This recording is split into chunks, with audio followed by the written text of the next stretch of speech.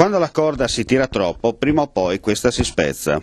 Una lite familiare dovuta a un contenzioso ha portato ieri sera al suo triste epilogo finale. Succede a Bicinicco, nella campagna friulana, a pochi chilometri da Palmanova.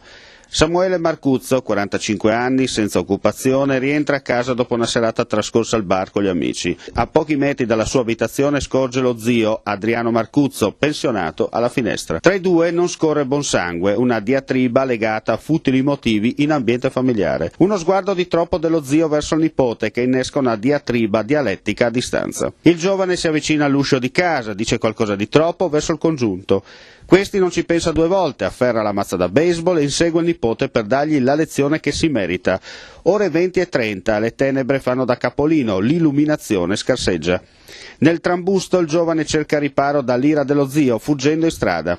Nel frattempo viene colpito in pieno volto dalla mazza. Pochi secondi, nemmeno il tempo di capire che giunge da Feletti su una piccola utilitaria, la quale c'entra prima il giovane e successivamente lo zio. Mentre il giovane resta a terra grave ma vivo, lo zio sbatte violentemente la testa sull'asfalto, morendo all'istante.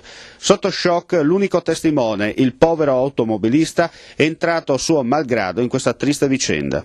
Ora Samuele si trova ricoverato in terapia intensiva a Udine, in gravissime condizioni, dove i sanitari stanno cercando con tutti i mezzi a loro disposizione di salvargli la vita, mentre il corpo dello zio, dopo l'una di questa notte, una volta ricevuto il nulla osta del magistrato, è stato condotto all'obitorio dell'ospedale civile di Palmanova, dove verrà eseguita l'autopsia per accertare le vere cause del decesso. Rilievi di legge dei militari del NORM della compagnia Carabinieri di Palmanova, competenti per territorio.